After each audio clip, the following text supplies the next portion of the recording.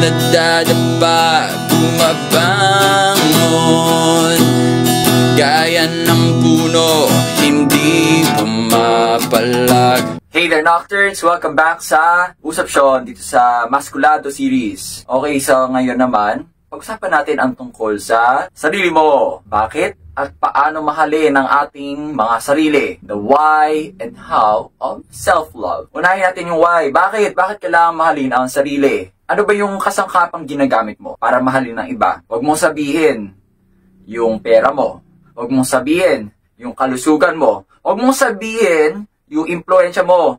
Kasi, saan ba nagagaling yung tatlong ito, mga kapatid? Saan?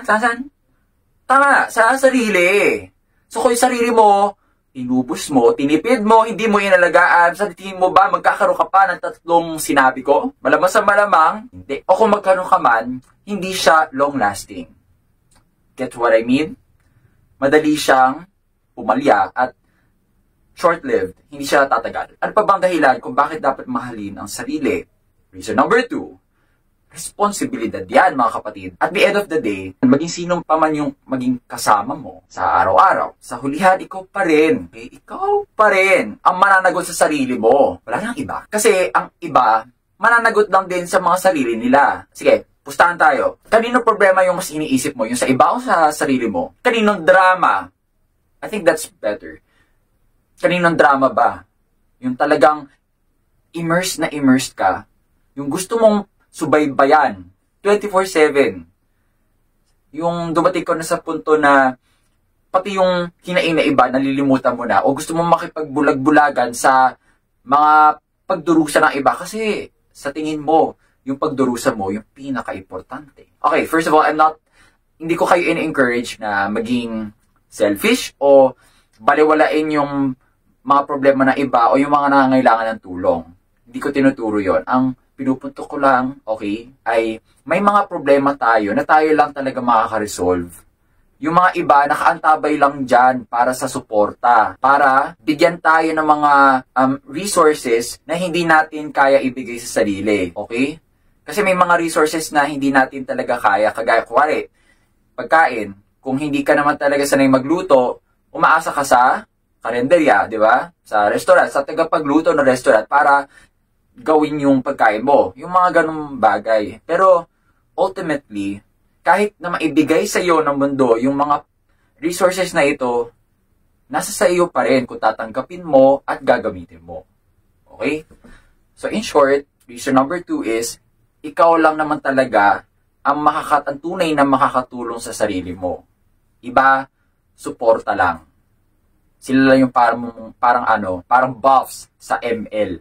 Okay? Punta naman tayo sa paano mo mahalin yung sarili mo. So alam mo na, convinced ka na kailangan mo mahalin ang sarili mo. Paano mo gagawin yan, mga kapatid? Nocturnes, okay. First way, rest within yourself. Nakita ko yan sa isang article. I think it's from a Danish tradition. Kung di ako nagkakamali. Pag sinabi nating rest within yourself, magpahinga ka sa sarili mo.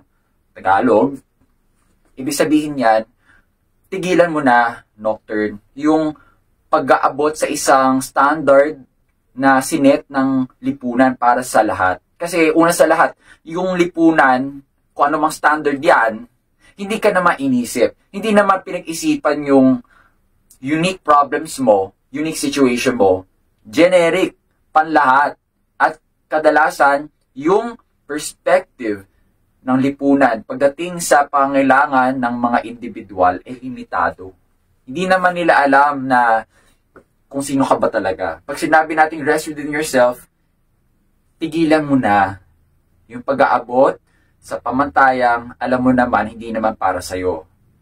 Huwag mo nang ipilit ang sarili mo na sumabay sa ritmo ng iba. Kung alam mo namang mas bagay sa'yo ngayon na huminahon, bagalan, huwag ka na mag-alala kung nahuhuli ka na, kung nangungulelat ka.